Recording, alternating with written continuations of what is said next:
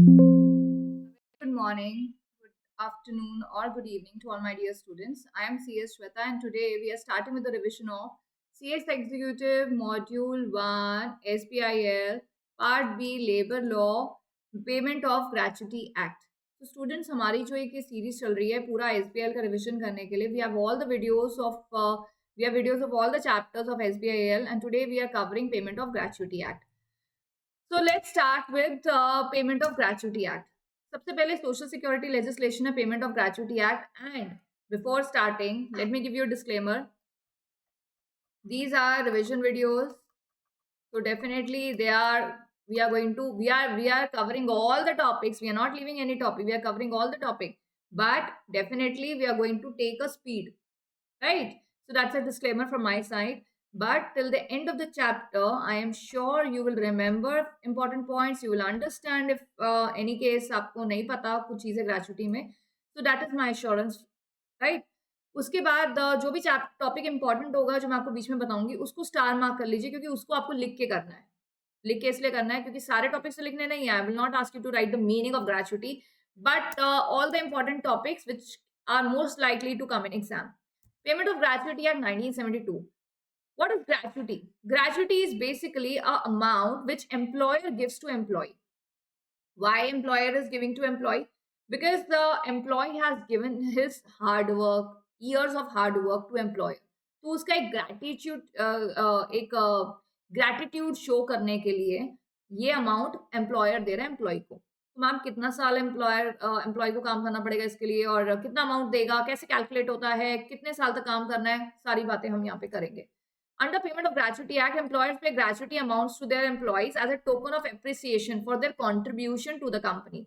It is monetary benefit provided to employees engaged in mines, factory, plantation, oil field, sports, etc. after their retirement. तो जब employee छोड़ के जा रहा है organization, तो जो employer उसको एक amount देता है, that is gratuity.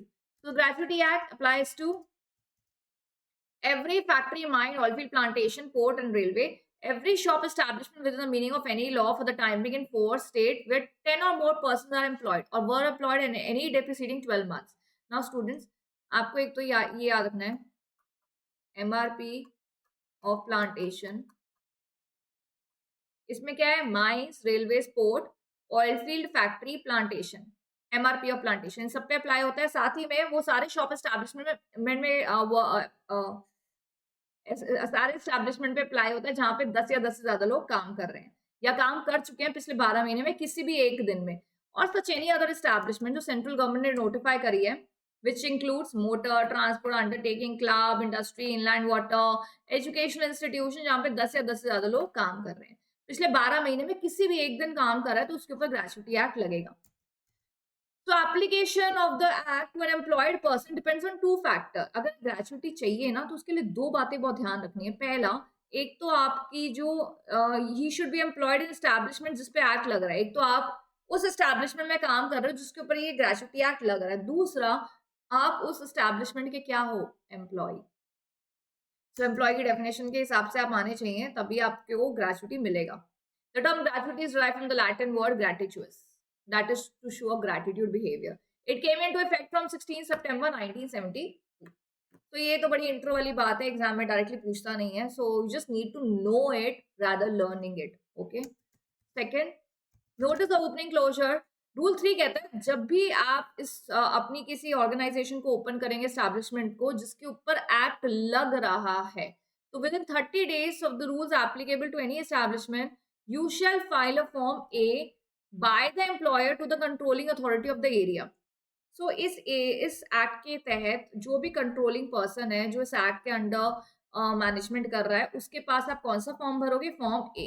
क्यों भर रहे हो आप? क्योंकि आपकी एस्टैब्लिशमेंट के ऊपर अभी एक्ट लग रहा है. ठीक है. कौन सा एक्ट? Gratuity act. राइट. तो आपको कितने समय में करा लेना है? कितने समय में नोटिस भेज देना है आपको कंट्रोलिंग अथॉरिटी को? 30 days में. A notice in Form B shall be submitted by employer to controlling authority of the area within 30 days of any change. अगर आपका नाम एड्रेस चेंज, अगर आपकी ऑर्गेनाइजेशन का नाम एड्रेस चेंज हो जाता है तो फॉर्म बी. और अगर क्लोज करना चाहते हो तो form C. At least 60 days before closure. Close करने के बाद नहीं कि हमने क्लोज कर दिया, क्लोजर से पहले. क्योंकि कंट्रोलिंग अथॉरिटी को सारी चीजें देखनी है. कौन कौन से फॉर्म है? ग्रेचुटी में फॉर्म एबीसी किसको देना है? कंट्रोलिंग अथॉरिटी को। कौन दे रहा है? एस्टैब्लिशमेंट का एम्प्लॉयर। क्यों दे रहा है? फॉर्म ए दे रहा है, जब वो ओपन करेगा एस्टैब्लिशमेंट और उसके ऊपर ये एक्ट लग जाएगा 30 दिन के अंदर अंदर। फॉर्म बी भर रहा है अगर वो नेम एड्रेस एस्टैब्लिशमेंट का चेंज करता है। फॉर्म सी भर रहा है जब वो क्लोजर कर रहा है एस्टैब्लिशमेंट का। डिस्प्ले ऑफ नोटिस, एम्प्लॉयर को ना एक कॉन्स्पिशियस प्लेस ऐसी जगह होती है जो दिखे, यानी कि किसी के पिलर के पीछे नोटिस चिपका हुआ है, वहां कोई जाता ही नहीं है एंड किसी को पता भी नहीं है। तो इंग्लिश और एक रीजनल लैंग्वेज में आपको प्रॉपरली एक ऑफिसर का नाम लिखना है with designation by the employer to receive on his behalf any notice. अभी ग्रेचुटी के रिस्पेक्ट में आपको जिसको कंसल्ट करना है उसका नाम पता होना चाहिए विद डेजिग्नेशन सारे एम्प्लॉयज को। एम्प्लॉय को पता होना चाहिए ना कि मुझे कहाँ जाना है ग्रेचुटी के लिए। स्टूडेंट्स डेफिनेशंस हम नहीं करेंगे, एम्प्लॉयर एम्प्लॉय की डिवीजन में ना पूछी जाती है, ये सिर्फ रीडिंग पर्पस के लिए और ये पीडीएफ आपको मिलेगा तो सिर्फ रीड कर लीजिएगा। जो बड़ा ही इंपॉर्टेंट सेक्शन है ग्रेजुएटी में वो है section 2A। Section 2A, 2A1, 2A2, 2A3। 2A1 क्या है? अभी देखो सबसे पहले ना जब भी ग्रेजुएटी की बात आती है एम्प्लॉय तो बड़ा खुश हो जाता है कि मुझे एक फिक्स अमाउंट मिलेगा एम्प्लॉयर से। ठीक है, कितना मिलेगा वो तो फॉर्मूला है, ठीक है ना, बट वो बड़ा खुश हो जाता है कि मैंने इतने साल एक डेडिकेटेड सर्विस दी है किसी ऑर्गेनाइजेशन को, तो मुझे ग्रेचुटी मिल रहा है। हाँ, अभी क्या है, एम्प्लॉयर कुछ कुछ होते हैं बड़े बदतमीज बेशरम, तो उनको कोई फर्क ही नहीं पड़ता एम्प्लॉय से। For them employees are just servants, right. तो वो क्या करते हैं, वो ग्रेचुटी देने में इंटरेस्टेड ही नहीं होते, कभी भी इंटरेस्टेड नहीं होते। ऐसे कुछ कंजूस टाइप ऑफ एम्प्लॉयर होते हैं ना, बदतमीज से। तो ऐसे एम्प्लॉयर्स के लिए ना ये जानना बहुत जरूरी है कि अगर आपको एम्प्लॉय ने कॉन्टिन्यूअस सर्विस दी है तो आप उसको ग्रेचुटी देंगे। ठीक है, लॉ तो यही कह रहा है कि आपको ग्रेचुटी देनी है। और ये ऐसे एम्प्लॉयर्स को डंडा मारने के लिए कौन है? Controlling authority. अब यहाँ पे बात आती है कि दो चीजें हैं, एक तो आपको ग्रेचुटी तब मिलेगी जब आप एम्प्लॉय हो, दूसरा आपको ग्रेचुटी मिल रही है आपकी लॉयल्टी पे, तो आपने कंटिन्यूअस सर्विस दी है एम्प्लॉयर को, और अगर दी है तो आपको ग्रेचुटी बिल्कुल मिलनी चाहिए। तो कंटिन्यूअस सर्विस का मतलब क्या है? What do you mean by continuous service? उसके लिए हमें सेक्शन 2A पढ़ना है, 2A1 पढ़ना है, 2A2 पढ़ना है, 2A3 पढ़ना है, याद रखिएगा। ठीक है, तो अगर आप कल को एज CS किसी भी एस्टैब्लिशमेंट पे काम करते हो और अगर वो ग्रेचुटी एक्ट के अंडर आ रही है तो तुम याद रखना तुम्हारी कंटिन्यूअस सर्विस 2A में है, 2A1, 2A2, 2A3। 2A1 क्या बात कर रहा है? Continuous service shall be said to be in continuous service for a period if he has for that period been in uninterrupted service। तो 2A1 कह रहा है कंटिन्यूअस सर्विस का मतलब होता है कि आपने बिना किसी इंटरप्शन के कंटिन्यूअसली काम करा है। ये नहीं कि बीच में आए फिर बाय बाय हम तुम्हारी छोड़ के जा रहे हैं ऑर्गेनाइजेशन, कहीं और काम कर लिया फिर वापस आ गए, फिर छोड़ दिया फिर वापस आ गए, ऐसा नहीं होता। कंटिन्यूअस होनी चाहिए। अगर ऐसा नहीं है, तुमने बीच में इंटरप्शन आया है, देन 2A2 देखा जाएगा। 2A2 में वो बातें आ रही है जिसको माना जाएगा deemed to be in continuous service, चाहे इंटरप्शन आया तब भी माना जाएगा। और 2A3 बात कर रहा है एम्प्लॉय इन सीजनल एस्टैब्लिशमेंट, ये तो सीजनल वाला है 2A3। So let's study 2A1 first. A employee shall said to be in continuous service for a period if he has for that period in uninterrupted service। अभी employ को बोल रहा है कि तुमने अगर कंटिन्यूअस सर्विस दी है बिना किसी इंटरप्शन के तो तुम 2A1 में आते हो और तुम ग्रेचुटी ले सकते हो। अभी पर एम्प्लॉय हो गया, एक एम्प्लॉयर एम्प्लॉय को बोलते देख तू तो बीमार हो गया था बीच में तो तेरी कंटिन्यूअस सर्विस नहीं है।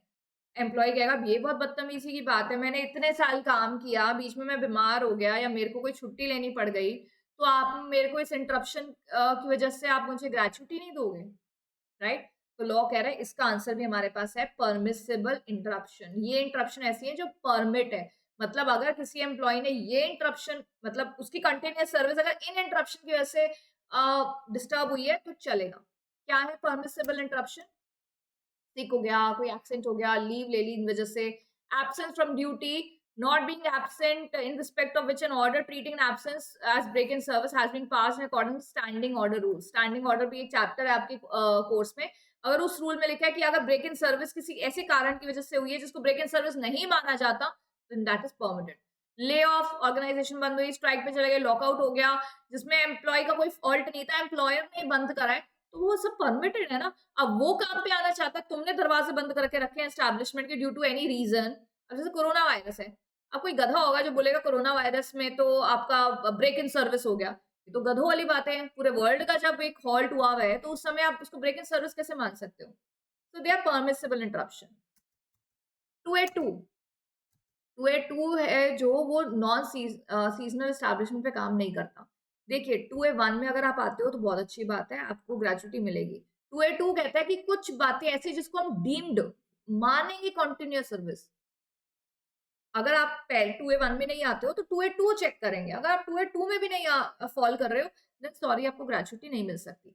Let's read 2A2 where an employee not being in seasonal establishment, क्योंकि सीजनल पे नहीं लग रहा है ये, is not in continuous service as per 2A1, तो फिर क्या देखेंगे 2A2 में ना 1 साल और पिछला 6 महीना देखा जाएगा उसका। जैसे देखो अभी कोई नॉटी स्टूडेंट है, इतने उसने 2 साल से टीचर को परेशान करा है, 2 साल से टीचर उसकी क्लास टीचर थी, पर पिछले 6 महीने और 1 साल से वो बहुत अच्छा वेल बिहेव कर रहा है, तो टीचर कहेगी चलो ठीक है, मैं इसका कैरेक्टर सर्टिफिकेट मतलब जो सर्टिफिकेट बना रही हूँ, उसमें कुछ भी गलत नहीं लिखूंगी क्योंकि पिछले 6 महीने और 1 साल का रिकॉर्ड अच्छा है। ठीक है? तो आपको टीचर अच्छा रिकॉर्ड देख रही है पिछले 5 साल का, पर अगर आप पिछले 5 साल में अच्छे नहीं आ रहे हो, तो पिछले 1 साल और 6 महीने का देखेगी और उसमें आप फुलफिल कर जाते हो, तो तुम्हें अच्छा सर्टिफिकेट मिल जाएगा। ये वही बात होगी 2A1 में क्या है, तुम्हारी कंटिन्यूअस सर्विस नहीं आ रही, तो 2A2 चेक करेंगे, पिछला 1 साल और 6 महीना, उसमें अगर तुमने क्वालिफाई कर दिया, तो ग्रेच्युटी मिल जाएगी। ये बोलता है डीम्ड कंटिन्यूअस सर्विस, जिसमें पहला है 1 साल और 6 महीना। मैंने बोला ना 1 साल देखेंगे, 6 महीना देखेंगे। अभी 1 साल 6 महीने अगर आप 1 साल देख रहे हो तो कुछ बातें हैं, 6 महीना देख रहे हो तो कुछ बातें हैं। अच्छा 6 महीना 1 साल का कितना है? आधा पीरियड। तो जो 1 साल का देखेंगे ना उसका ठीक आधा 6 महीने वाले में देखेंगे। तो 1 साल में if an employee during the period of 12 calendar months preceding the date जहां पे वो रेफरेंस दे रहा है ग्रेच्युटी के लिए, कैलकुलेशन हो रही है उससे ठीक पिछले 12 महीने 190 days in case employed below the ground in a mine or in any establishment which work for less than 6 days in a week। अगर 5 day वर्किंग एस्टेब्लिशमेंट है तो पिछले 12 महीने में तुमने 190 दिन काम करा हुआ होना चाहिए। और अगर वो 6 डे वर्किंग वाली ऑर्गेनाइजेशन है, देखो आप मिस्टर एक्स है, वो एक ऐसी एस्टैब्लिशमेंट में काम करता है जो 6 डे वर्किंग है। कौन सी है? 6 डे वर्किंग। 5 डे नहीं, 6 डे वर्किंग बोला मैंने। 6 डे वर्किंग है। अभी क्या है ना, वो ग्रेच्युटी के लिए अप्लाई करता है, तो उसका एम्प्लॉयर कहता है भाई तुम तो बीच में चले गए थे, तुम तो 2A1 में नहीं आ रहे हो, तो तुम्हें तो ग्रेच्युटी नहीं मिलेगी। वो कहेगा सर 2A2 चेक कर लो। 2A2 में ये 6 डे वर्किंग है, तो तुमने पिछले 12 महीने में कितना काम करा हुआ होना चाहिए? 240 डेज। और अगर ये 5 डे वर्किंग है, मतलब 6 डे से कम वर्किंग वाली ऑर्गेनाइजेशन है, तो कितने दिन पिछले 12 महीने में? 190 डेज। अगर पिछले 12 महीने तुम्हारा ये रिकॉर्ड रह गया, ग्रेच्युटी मिल जाएगा। और 6 महीने में ठीक इसका आधा, 190 का आधा 95 डेज और 240 का आधा 120 डेज। अगर ये क्वालिफाई कर दिया, ग्रेच्युटी मिल जाएगा। 2A3 बोलता है, अच्छा नंबर ऑफ डे 2A3 पे नहीं आए, द नंबर ऑफ डेज जब आप कैलकुलेट करोगे किसी भी एम्प्लॉय के, क्योंकि देखो तब तो ना एक एक दो दो दिन कितने मायने रखेंगे ना, कहीं तुम 2 दिन से ग्रेच्युटी से ना रह जाओ, तो लेड ऑफ वाला पीरियड को कंसिडर करा जाएगा प्रेजेंट। ठीक है ना, क्योंकि आप लेड ऑफ मतलब आपका ऑर्गेनाइजेशन किसी कारणवश बंद है, तो उसमें एम्प्लॉय की गलती नहीं है।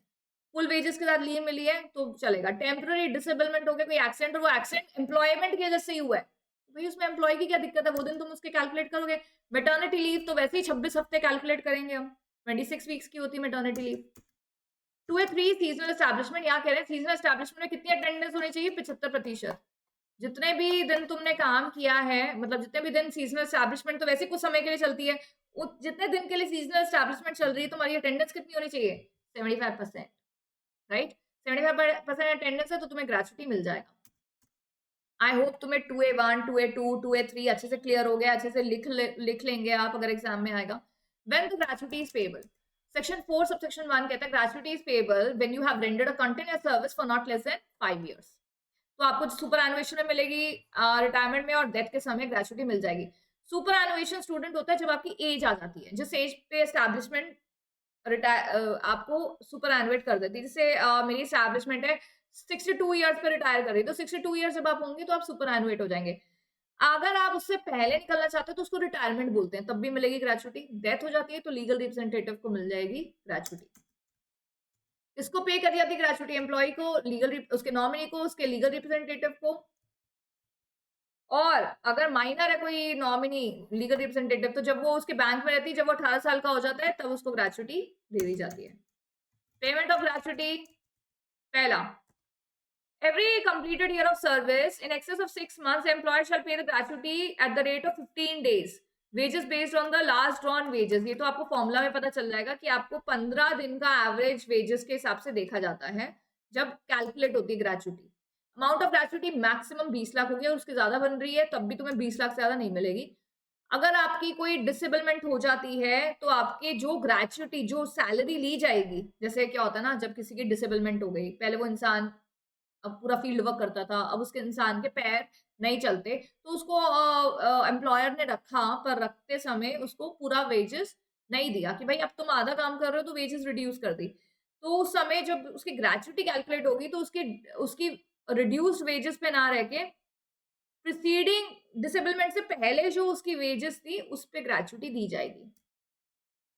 Right of an employee, employee का पूरा राइट है ग्रेचुटी रिसीव करने का, और अगर इसमें कोई डिस्प्यूट होता है तो वो आगे रिलीफ भी ले सकता है। नॉमिनेशन, ये बड़ी इंपॉर्टेंट बात है, सेक्शन 6 बात करता है नॉमिनेशन के। नॉमिनेशन मतलब कि ग्रेचुटी वाले को बोल रहा है कि अगर तुम्हारी डेथ हो जाती है तो किसको दी जाए ग्रेचुटी। तो यहाँ पे देखिए, each employ who has completed 1 year of service. देखो वैसे तो ग्रेचुटी कब मिलती है वो तो तुमने पढ़ लिया, सुपर एनुएशन, रिटायरमेंट और डेथ पे। लेकिन जब तुम्हारे 1 साल पूरा हो गया है तो तुम्हें नॉमिनेशन फॉर्म भर देना चाहिए कि अगर इन केस तुम्हारी डेथ हो जाती है तो ग्रेचुटी किसको दी जाए। तो फॉर्म एफ भर दो। एबीसी तो तुमने सुन लिया ना शुरू शुरू में form number, right. Form A, when gratuity is applicable. Form B, when the name address is changed. Form C, when the establishment is at the time of closure. Form F is fresh nomination. He may distribute the amount of gratuity under this act amongst more than one nominee. एक से ज़्यादा nominee भी हो सकते हैं। Form F आपको भरना है। If an employee has a family at the time of nomination, तो आपको फैमिली मेंबर्स के नाम पे नॉमिनेशन देना है। लेकिन अगर कोई फैमिली मेंबर नहीं है और आप किसी और के नाम पे नॉमिनेट कर सकते हो, बट अगर फैमिली है तो किसी थर्ड पर्सन को नॉमिनी नहीं बना सकते, ठीक है। उसके बाद आप मॉडिफाई भी कर सकते हो नॉमिनेशन को, बिल्कुल सही बात है। अगर आप नॉमिनी चेंज करना चाहो कर सकते हो। अगर नॉमिनी तुमसे पहले उसकी डेथ हो गई तो फिर फ्रेश नॉमिनेशन करना पड़ेगा, ठीक है ना। इसको यहाँ पे बताया गया थोड़ा पिक्चर रिप्रेजेंटेशन से। एम्प्लॉयर को एम्प्लॉय को देना है नॉमिनेशन फॉर्म एफ जैसे ही कंप्लीट करेगा 1 साल, ठीक है। उसके बाद ये अपनी जो ग्रेचुटी है एक से ज्यादा नॉमिनी बना सकता है। दूसरा, तो एक से ज्यादा नॉमिनी हो सकते हैं। तीसरा, अगर यहाँ पे इसकी फैमिली है, there is a family, nomination to third person is void. अगर फैमिली है तो किसी तीसरे को तुम नॉमिनी नहीं बना सकते, बट अगर फैमिली नहीं है तो नॉमिनी किसी तीसरे को बना सकते हो। अभी बच्चा कह रहा है कि मैम ये जो पर्सन है एम्प्लॉय, इसका कोई फैमिली नहीं है तो उसने अपने फ्रेंड को नॉमिनी बना दिया, बट इसकी शादी हो जाती है। अब तो फैमिली में वाइफ आ जाती है, बच्चे आ जाते हैं, देन फ्रेंड को हटा के इसको फ्रेश नॉमिनेशन करना पड़ेगा फैमिली को। नॉमिनी प्री डिसीज, अगर कोई नॉमिनी की डेथ पहले हो जाती है तो आपको फ्रेश नॉमिनेशन करना पड़ेगा। In the process of nomination ये सारे रूल्स अप्लाई होते हैं। 61, 62, 63, 64, 65, 66। पहला, nomination shall be submitted in duplicate by employee after taking proper receipt and acknowledgement. In case an employee who is already in employment for a year or more, date of commencement of these rules ordinarily within 90 days. तो जो आप पहले से ही employee हो और ये rules applicable होते हैं तो 90 दिन के अंदर अंदर नॉमिनेशन कर डालो। इन केस आपका 1 साल हो गया और ये रूल्स पहले के आए हुए तो आपके पास 30 दिन है, आप नॉमिनेशन कर लो। Within 30 days of form F, जब एम्प्लॉयर को फॉर्म एफ मिलेगा तो एम्प्लॉयर क्या करेगा, एम्प्लॉयर इसको रिकॉर्ड में रखेगा, प्रॉपर रिकॉर्डिंग रखेगा और इसकी एक्नॉलेज कर देगा एम्प्लॉय को कि मुझे फॉर्म एफ मिल गया है।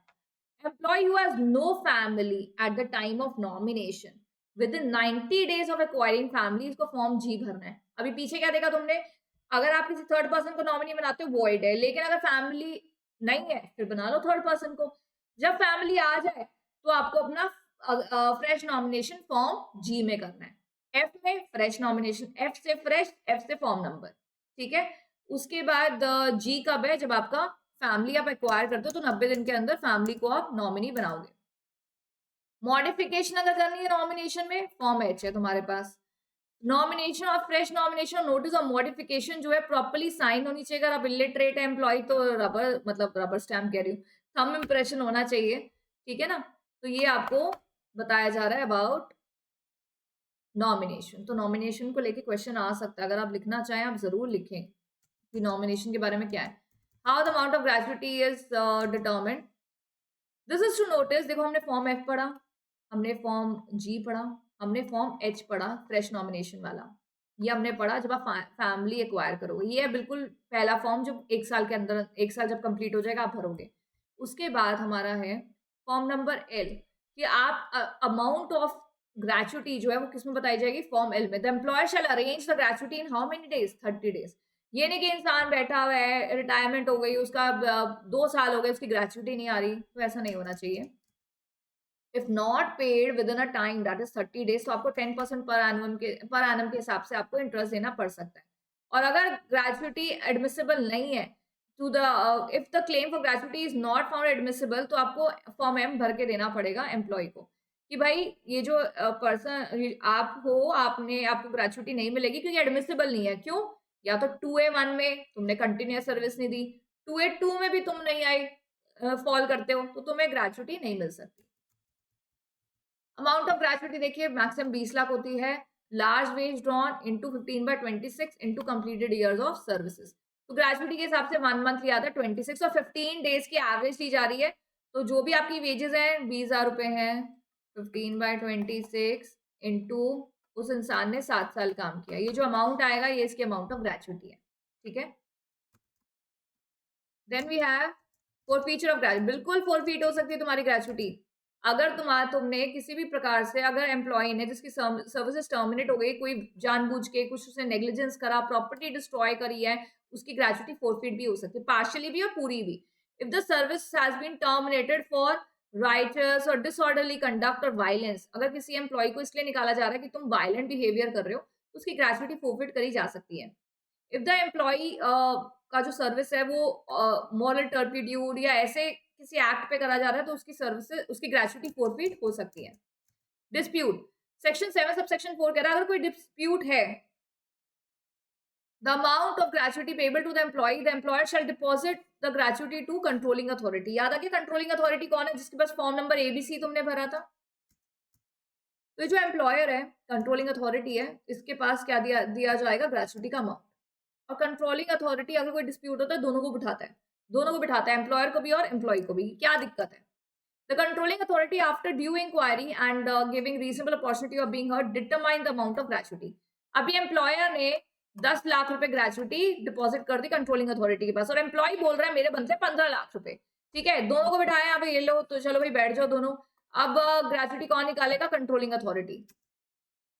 कंट्रोलिंग अथॉरिटी जो है वो pay the amount of deposit to the applicant where his employee to the nominee, अगर एम्प्लॉय की डेथ हो गई है। अभी अमाउंट ऑफ ग्रेचुइटी निकाली 12.5 लाख रुपए कंट्रोलिंग अथॉरिटी ने, तो इसको बोला जाएगा भैया 2.5 लाख रुपए और दो। तो या तो एम्प्लॉय को दिया जाएगा, एम्प्लॉय की डेथ हो गई तो उसके लीगल रिप्रेजेंटेटिव रिसीव करेंगे।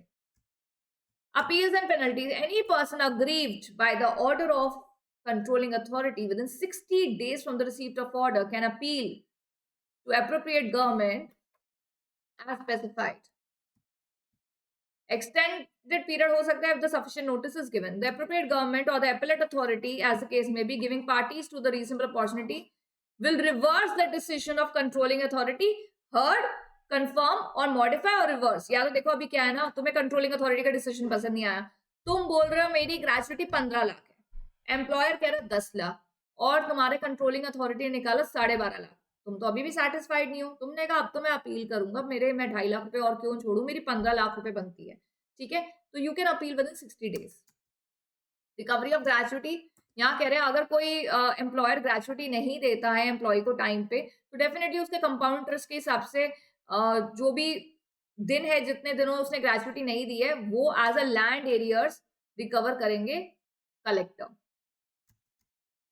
पेनल्टी लगेगी एम्प्लॉयर के ऊपर, अगर एम्प्लॉयर ग्रेचुइटी नहीं देता, फॉल्स रिप्रेजेंटेशन करता है, तो 6 महीने की जेल और फाइन लग सकता है 1000 और बोथ, या फिर अगर वो कोई भी कॉन्ट्रवेंशन करता है ग्रेचुइटी एक्ट के किसी भी प्रोविजन को, तो 1 साल से लेके उससे इम्प्रिजनमेंट हो सकती है 1 साल तक, प्लस उसको या फिर फाइन देना पड़ सकता है 1000 रुपए या फिर बोथ।